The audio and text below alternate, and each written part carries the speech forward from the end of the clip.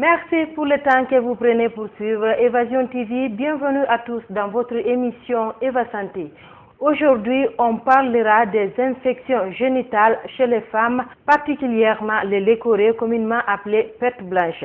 Et pour cela, nous avons sur ce plateau d'Évasion TV Dr Elhadj Mamoudouba, médecin gynécologue obstétricien à l'hôpital national d'Onka. Bonsoir docteur. Ouais, vous allez bien? Oui, ça va. Ouais. Merci d'être sur ce plateau d'Évasion TV pour parler des infections génitales chez la femme. Pour démarrer cette émission, c'est quoi une infection génitale? Merci d'abord pour l'opportunité que vous m'offrez, la télé-évasion et tout ce que vous êtes en train de faire pour les femmes. Sans femme, il n'y a pas de vie. Donc, les lécorées, comme vous avez dit, sont aussi appelées les pertes blanches, par les femmes communément appelées les pertes blanches. Les lécorées traduisent un écoulement non sanglant provenant de la partie génitale de la femme. C'est ça les lécorées en un mot. Maintenant, dans ça, il faut savoir les distinguer. Les lécorées peuvent être physiologiques, c'est-à-dire c'est lié au fonctionnement de la femme, ou pathologiques, ce que nous appelons maladie. L'autre forme, c'est lié à la génétique même de la femme. Et il y a un autre cas qui traduit une maladie, qui accompagne une maladie. En un mot, ce n'est pas les lécorées la maladie, mais les lécorées traduisent une maladie. C'est les symptômes d'une maladie accompagnent une maladie. Et qu'est-ce qui est à la base de ces lécorées? Le plus souvent, c'est les micro-organismes, des germes. Mais avant de parler de tout ça, il faut mettre un accent particulier sur l'intérêt de parler de lécorées. Parce que pour les femmes, tout ce qui est lécorée est anormal. Alors que, même pas pour les femmes seulement, pour beaucoup de prestataires, beaucoup font l'erreur aujourd'hui de prendre ce qui est physiologique, qui est lié au fonctionnement de la femme, en rapport avec son cycle. Il y a les lécorées physiologiques simples qui peuvent se traduire par soit une sécrétion hormonale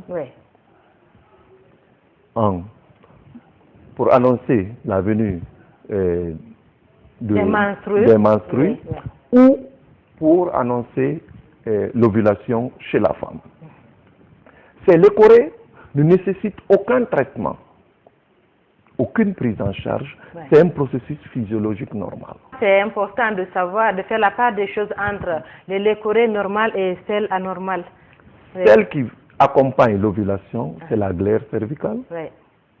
Ça apparaît quelques jours pour signifier que la femme est en train d'ovuler. Et ça joue aussi un rôle pour le transport du spermatozoïde, c'est la glaire cervicale. Et ça protège aussi la cavité utérine. Donc, ça veut dire que ces lécorées ont une importance? Une importance capitale, parce que sans ces lécorées-là, il n'y a pas de reproduction. Donc il ne faut pas, il faut éviter de faire un traitement contre ce genre de lécorées. Il y a d'autres aussi qui préparent la venue des menstrues qu'on appelle la desquamation vaginale. Ces lécorées-là aussi, quand vous demandez à certaines femmes, ils vous disent, avant de voir les règles, j'ai quelques pertes. Ces pertes-là qu'on appelle la desquamation vaginale. Ça c'est des pertes normales. Normales, c'est physiologique. Ça ne nécessite aucune prise en charge. C'est lié au bon fonctionnement de la femme. Cependant, d'autres types de lécorées sont dus à des micro-organismes. Ça peut être des parasites, dans le cas de Trichomonas vaginalis. Ça peut être des bactéries, beaucoup de types de lécorées, par exemple les gonocoques. Ça peut être des champignons, par exemple le Candida albicans, ou des virus ou autre chose. Donc, et c'est dans ce cas qu'il faut penser à une prise en charge, à un traitement. C'est dans ce cadre qu'il faut rechercher quel est le germe qui est en cause et faire une prise en charge. Qu'en est-il de la transmission? Est-ce que ces pertes blanches-là sont dues forcément à une relation sexuelle ou pas? Il faut faire la part des choses. La femme, qu'elle soit une petite fille qui n'a jamais connu l'homme, peut avoir des lécorées. La femme en activité génitale peut avoir des lécorées et la femme en phase de ménopause aussi peut avoir des lécorées pathologiques. Parce que c'est ça, il faut mettre beaucoup plus d'accent. À vous entendre, c'est comme si les lécorés n'épargnent aucune femme. Vous parlez des enfants, des femmes en pleine activité et les vieilles femmes. En réalité, les lécorés n'épargnent aucune femme. C'est la traduction d'une infection, parfois. Donc, c'est selon la situation qui se présente au prestataire. C'est en fonction de ça, il fait une prise en charge. Le mode de transmission à part la voie sexuelle. Parce qu'il y a beaucoup qui pensent que quand on a les pertes blanches, les lécorés, ils voient demain, tu n'es pas sérieux ou bien tu n'es pas sérieux.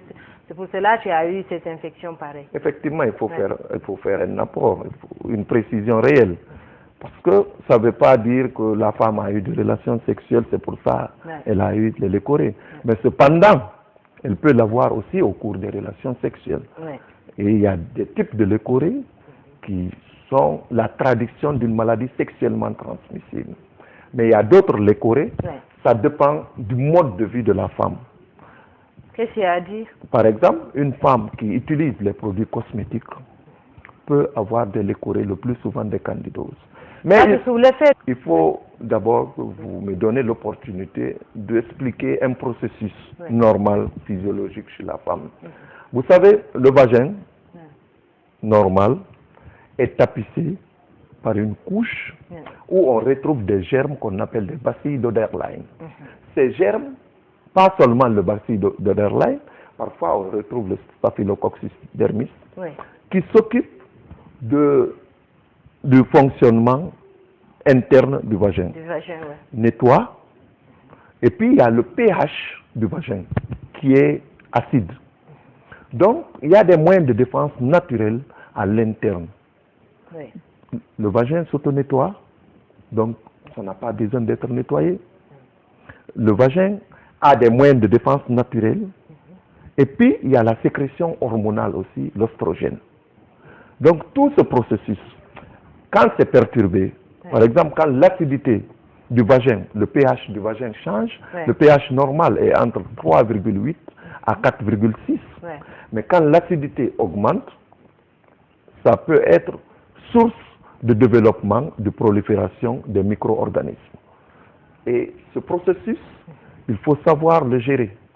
Parce que il faut, dans certaines éventualités, passer le message pour expliquer à nos sœurs, à nos mères, que le vagin, en réalité, n'a pas besoin d'être nettoyé à l'interne.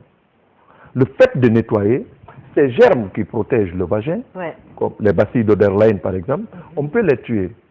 Une fois ces germes sont tués, il n'y a plus de moyens de défense et le vagin, on change le pH du vagin, donc ça devient un milieu de culture des germes. Ça, c'est dans une situation où c'est la personne même qui est source de prolifération des micro-organismes. Ça permet en ce moment la facilité que certains germes s'installent et se développent à ce niveau.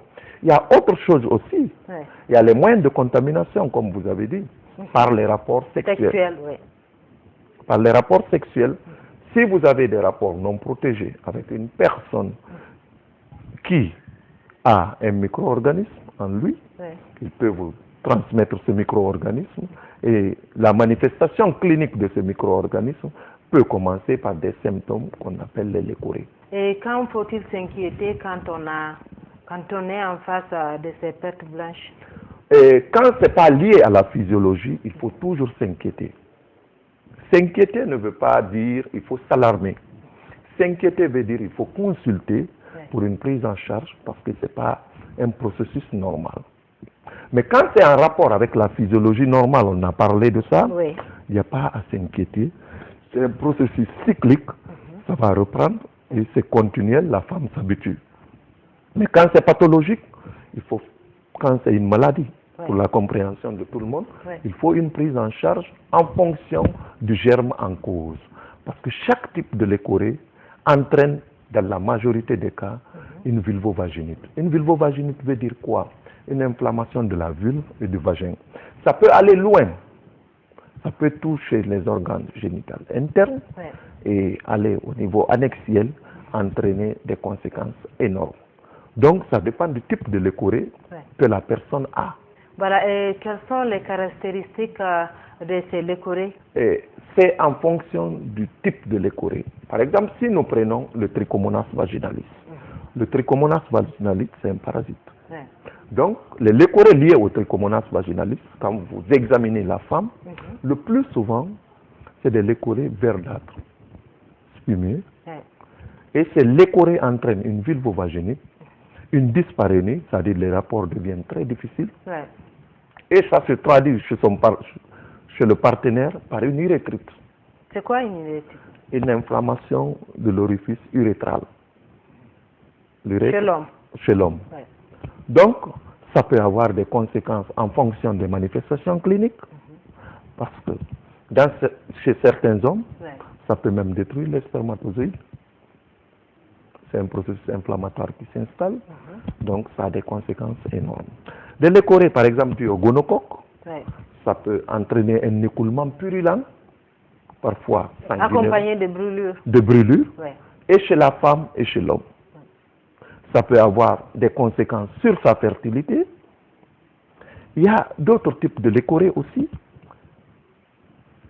Des leucorrhées dues à des germes anaérobies qui entraînent des odeurs très fétides, d'odeurs de poisson pourri, empêchant la femme de vivre correctement dans la société. Ça gêne au fait la femme. C'est gênant, parfois. Il y a des types de leucorrhées qui se traduisent par des odeurs de poisson pourri. Vous connaissez l'odeur de poisson pourri. Donc ça se traduit comme ça. Et il y a aussi des types qui entraînent des odeurs de plâtre frais. Mais ce n'est pas ce problème, en réel, ce n'est pas le vrai problème. C'est les conséquences. Ce n'est pas l'odeur seulement qu'il faut tenir. Il ne faut pas tenir compte de l'odeur seulement. Les conséquences, la répercussion. Parce que, vous savez, si vous prenez sur le plan social, une femme en activité génitale, qui vit avec un partenaire, quand elle a des types de leucorrhées, ça l'empêche d'entretenir des relations convenables avec son partenaire. Donc, vous savez, les relations sexuelles, en un mot, même si on ne le dit pas, c'est le soubassement du foyer. Et si ce soubassement du foyer empêche le bon fonctionnement du foyer, ça peut avoir des répercussions. Donc, il faut tenir compte du type de leucorrhée, consulter et faire une prise en charge. Et ce qu'il faut éviter, c'est les facteurs favorisant les leucorrhées. Quels sont ces facteurs? Il y a entre autres ce que les femmes elles-mêmes utilisent pour se rendre belles, c'est les produits cosmétiques, des produits surtout contenant de l'hydroquinolone. Ces produits, vous savez, ça détériore la couche, la peau, et ça a une répercussion parce que ça entraîne le développement du candida albicans.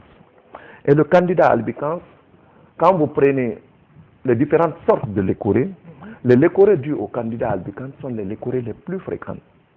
Quand on décrit tout de suite, vous-même vous allez vous rendre compte, c'est des leucorrhées sous forme de lait cailleboté, qui entraînent des lésions de grattage. C'est-à-dire la femme a envie de se gratter, c'est prurigineux, donc elle a envie souvent de se gratter. Donc ce genre de leucorrhées, c'est des leucorrhées qui peuvent être dues au fait que la femme a utilisé un produit cosmétique et ça modifie le pH vaginal et les germes se développent.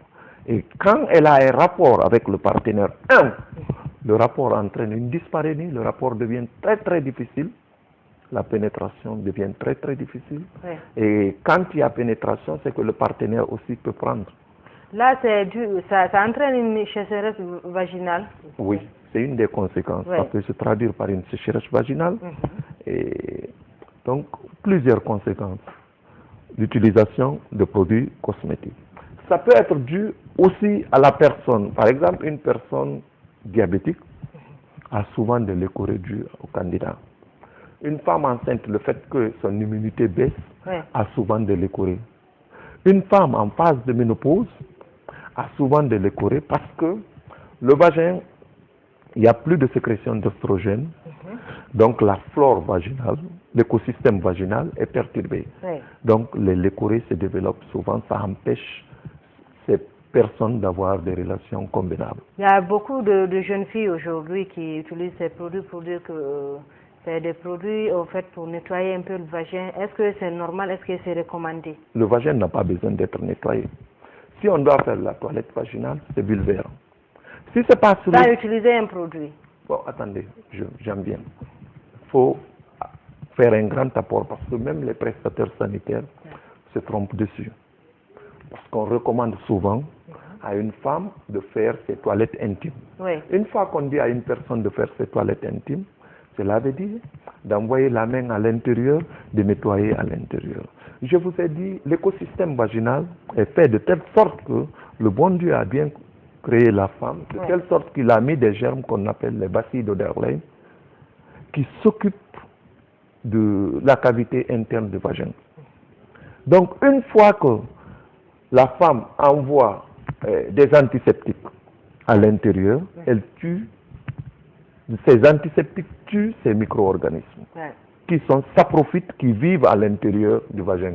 Donc, dès que ces micro-organismes n'existent plus chez une personne, le pH du vagin change.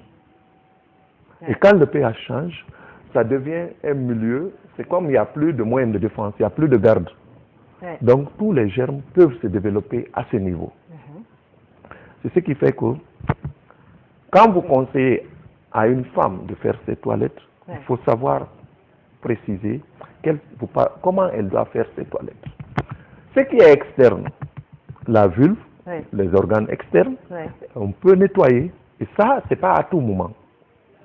Donc, dès que tu nettoies à l'intérieur, tu tues ces micro-organismes, c'est que tu entraînes une sécheresse vaginale. Quand il y a une sécheresse vaginale, et il y a aussi le développement des micro-organismes, le rapport sexuel devient très difficile. Et souvent, la femme va se plaindre des infections, surtout le candida albicans. Comment vous faites le traitement de tout ça? Qu'est-ce qu'il faut? Le traitement de l'écorée, ce n'est pas seulement un traitement médical. Le traitement est médical, mais surtout, il faut donner quelques conseils d'hygiène que la femme doit respecter. Le couple du moins. Parce que ce qui concerne la femme, ce n'est pas un problème de femme seulement, ça concerne le couple en un mot. Quand la femme a des problèmes, on va penser que c'est elle qui a des problèmes, c'est le couple. Ça va se manifester sur le couple. Donc, quand d'abord il y a de l'écorée, il faut rechercher la cause. Quel est le micro-organisme? Quel est le germe qui est responsable, qui est à la base de ce type de l'écorée? Et c'est en fonction de ce micro-organisme qu'on fait une prise en charge. Ça, c'est un. Deux, la prise en charge ne se limite pas seulement au niveau de la femme. C'est un traitement de couple, vous faites? C'est un traitement, on traite la femme et on traite tous ses partenaires. Même si elle a 30 partenaires, il faut s'assurer que ces 30 partenaires doivent recevoir. C'est une précision qu'il faut apporter. Il faut s'assurer que ces 30 partenaires doivent recevoir le même traitement. Parce que ça a des conséquences. C'est une chaîne qui s'installe. Si on ne fait pas, on ne coupe pas la chaîne, le processus s'élargit. Donc, quand on fait ça, il faut aussi se dire qu'il y a possibilité de récidive. Pour éviter les récidives, il faut donner quelques conseils hygiéno-diététiques à la femme. Et quels sont ces conseils? Les conseils, par exemple, nous constatons le fait que la femme, aujourd'hui, l'habillement qu'on retrouve de plus, c'est les pantalons serrés, c'est les collants serrés, c'est des silpes en nylon. Tout ça, ça modifie le pH du vagin à cause de la chaleur interne qui se développe. Donc, il faut d'abord commencer par ça. Après, on a parlé de l'utilisation de certains produits cosmétiques, et surtout les produits qui contiennent de l'hydroquinolone. Conseiller la femme à ne pas utiliser les produits surtout contenant de l'hydroquinolone. Okay? Ailleurs, ces produits ne sont même plus vendus. Il y a aussi des traitements au long cours chez certaines personnes, surtout l'antibiothérapie, parce qu'on a constaté chez nous, même si c'est une douleur qui est liée à des menstrues, on conseille à la femme de prendre les antibiotiques. Ce n'est pas l'antibiotique qu'elle a besoin. Donc, le fait de prendre des produits des antibiotiques au long cours, ça aussi, ça peut modifier. Ça a des conséquences. Ça a des conséquences et ça peut entraîner le développement des micro-organismes et c'est la traduction de ces micro-organismes qui est en train de les courir. Donc, c'est des conseils qu'il faut suivre. Il faut faire une bonne prévention. Et c'est nous, les médecins, en un mot, nous ne communiquons pas beaucoup. Quand la femme arrive, nous prescrivons des ovules, nous prescrivons le médicament pour ça, on ne donne aucun conseil. Et elle revient quelques jours après pour nous dire, ah, docteur, j'ai pris les médicaments, mais ça persiste. Ça persiste, oui, parce que le facteur qui entretient les leucorrhées, on n'a pas expliqué. Ces leucorrhées sont dues à quoi? Comment il faut faire pour éviter ces leucorrhées? Donc, il faut expliquer ce processus. Est-ce que dans ce cas, il ne serait pas mieux de faire asseoir le couple pour les expliquer, dire c'est comme tel comportement que vous devez adopter pendant cette période de traitement? C'est une très très bonne question. Parce que le traitement ne doit pas se limiter à la femme. C'est un traitement de couple. Même pas, c'est un traitement de la personne et son partenaire. Parce que si on parle de couple chez nous, directement les gens voient les femmes qui sont dans le foyer. Alors, il faut aller au-delà. Il y a le partenaire, les gens ont l'activité sexuelle, il faut éviter l'exclusion, la personne est libre dans son choix, il faut faire venir la personne avec son partenaire, discuter du problème qui se présente et trouver solution ensemble. Dans la prévention, je pense que je ne l'ai pas dit, il faut éviter les maladies sexuellement transmissibles. Par exemple, si on prend les candidoses, c'est une porte d'entrée de toutes les maladies graves, par exemple le VIH. Donc, une femme qui a le candida albicans, elle a des lésions vaginales, et ces lésions deviennent une porte d'entrée des maladies vénériennes. Le VIH, l'hépatite ou autre chose. Donc, il faut, qu'est-ce qu'on peut conseiller à une femme, par exemple, qui a une activité sexuelle, qui n'est pas dans un foyer? C'est de se protéger. Il faut utiliser le préservatif. Aujourd'hui, quand je discute avec certaines patientes, elles me disent, elles pensent que le rapport est un peu difficile avec le préservatif, elle dure avec le partenaire, donc elle a confiance à son partenaire. Non. Et la confiance n'exclut pas le contrôle. Pas le contrôle d'être prudent. Le fait que j'ai confiance à une personne, ça n'exclut pas d'être prudent. Quand la personne vous a pas épousé encore, vous ne vivez pas dans un foyer, il faut éviter certaines choses. Si vous devez le faire, il faut se protéger. Parce que vous pouvez, nous les hommes, parfois, nous sommes des porteurs des micro-organismes. Le germe le plus dangereux aujourd'hui, c'est le chlamydia trachomatis. Ce germe, les hommes, c'est asymptomatique chez les hommes. Ça n'a pas de manifestation clinique au début. Et quand vous avez une relation sexuelle avec un homme, directement, s'il est porteur de ce germe, il peut vous le donner. Et pourquoi je l'ai dit c'est dangereux? Parce que chez nous, vous connaissez le problème de fertilité, c'est une priorité dans la vie du couple. Donc, une femme qui prend par exemple le chlamydia trachomatis, dans 95% des cas, elle peut être infertile. Parce que le chlamydia trachomatis détruit les trompes. Et quand, vous savez, c'est au niveau des trompes, il y a la rencontre entre l'ovule, l'œuf de la femme, et l'œuf de l'homme, le spermatozoïde. Les deux fusionnent à ce niveau pour qu'on ait un œuf qui va descendre, évoluer dans la cavité utérine. Mais si à ce niveau, ce processus ne se passe pas comme ça se doit, il y a problème. Donc, il y a des types de micro-organismes, le chlamydia trachomatis, le gonocoque et d'autres germes qui sont responsables de ce genre de maladie et qui créent une infertilité chez la femme. Mais il y a aussi les HPV. Les HPV donnent le cancer du col. Surtout, il y a des types de HPV. 16, 18, 32, 35 qu'on rencontre dans les cancers du col. Et on peut les avoir au cours, c'est surtout au cours des rapports sexuels qu'on peut avoir ces germes. Vous parlez d'infertilité, et là, c'est un gros problème. Oui, on peut même dire de stérilité. Parce que chez nous, ce terme encore a sa place. Parce que l'adoption presque n'existe pas chez nous. La stérilité, oui, on a vu des femmes qui, à travers le chlamydia trachomatis, sont devenues stériles, ne font pas des enfants.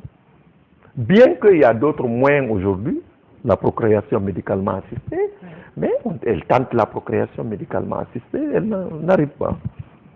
Dû à ces infections. À ces infections multiples. Quel conseil avez-vous à donner ou bien comme moyen de prévention à nos aimants téléspectateurs qui nous suivent en ce moment? Et ça, nous avons beaucoup de conseils. Nous demandons surtout vous, votre implication et l'implication de tous les prestataires de santé. Tous ceux qui gèrent ce processus aujourd'hui. Les femmes ont besoin de nous. C'est pour qu'elles viennent vers nous. Et, c'est de les expliquer. Il ne suffit pas de faire l'ordonnance donnée à une femme pour aller se soigner. Il suffit de lui dire, vous avez tel type de leucorrhée. Ce type de leucorrhée ne nécessite pas un traitement parce que c'est lié à la physiologie, à votre fonctionnement. Quand ça arrive, c'est un processus normal. La glaire cervicale, la desquamation vaginale, expliquer à la femme c'est quoi et qu'est-ce que ça apporte à la femme. Ça, c'est le devoir. Quand c'est physiologique, c'est le devoir de tout le monde, surtout de ceux qui font les soins, parce que c'est eux qui connaissent. Maintenant, quand c'est pathologique, c'est-à-dire c'est une traduction d'une maladie, expliquer quel est le micro-organisme qui est responsable de ce type de leucorrhée, si c'est le trichomonas vaginal, si c'est le gonocoque, si c'est le chlamydia, il faut dire à la femme, si c'est le candida albicans, c'est ça. Et comment on peut l'avoir sans stigmatiser la femme, sans dire à la femme, ah, c'est parce que vous avez eu des rapports non protégés ou bien c'est parce qu'il y a... Non, éviter la stigmatisation et expliquer à la femme correctement ce germe de candida albicans, on peut l'avoir en utilisant par exemple un produit cosmétique. Le candida albicans, on peut l'avoir en portant des pantalons, des habits serrés. Donc, ça a des conséquences énormes parce que, vous aurez chaque fois besoin de vous gratter. Vous aurez des lésions au niveau de la vulve. Ça va vous empêcher d'avoir des relations sexuelles. Ça va devenir une porte d'entrée pour d'autres micro-organismes. Donner ce genre de conseil à une femme. Et je me rappelle un jour, il y a une femme qui m'a dit, quand je lui ai posé la question depuis quand elle a ses leucorrhées, elle m'a dit, ça fait plus de 10 ans. J'ai dit, plus de 10 ans, pourquoi vous n'êtes pas venu voir un prestataire? Elle m'a dit, c'était une manière pour moi, parce qu'on m'a dit, si je soigne ces leucorrhées là, je ne suis pas mariée, je vais tomber enceinte. Oui, c'est surtout au sein des sociétés qu'on apprend ça le plus souvent, qu'on appelle sous-couille. Quand tu traites ça, tu vas tomber enceinte et ça. Vraiment, ça joue aussi sur les femmes, puisque ça les empêche d'aller vers les prestataires de santé pour se faire traiter. Oui, je voudrais vraiment parler dans ce sens, insister sur ça. Si tu ne le traites pas aujourd'hui, il faut penser que ça a des conséquences énormes demain. Parce que ça peut t'empêcher de faire des enfants demain. Tu évites une grossesse, mais ce n'est pas en gardant les leucorrhées qu'on peut éviter une grossesse. Plutôt, c'est en soignant les leucorrhées et utiliser des moyens de protection. Le préservatif est disponible. Parfois, on ne l'achète même pas, on le demande, on vous donne.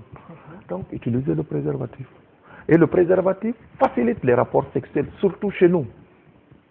Parce que le vagin n'est pas souvent lubrifié, mais le préservatif est lubrifié. Donc, ça facilite la pénétration. Donc, ce problème ne se pose pas. N'ayez pas peur d'utiliser le préservatif. Et parfois, votre petit ami, ce n'est pas lui qui va vous épouser dans la majorité des cas. Donc, si vous pensez qu'avec lui, vous n'avez pas besoin de vous protéger, vous pouvez prendre parfois des micro-organismes qui peuvent avoir des répercussions sur votre avenir obstétrical. En tout cas, le risque est là. Le risque existe et le risque est énorme. Voilà. Donc, il ne faut pas garder les leucorrhées, mais il faut savoir aussi distinguer ce qui est physiologique. Il suffit seulement d'expliquer à la femme, elle saura qu'est-ce qui est physiologique et qu'est-ce qui est pathologique.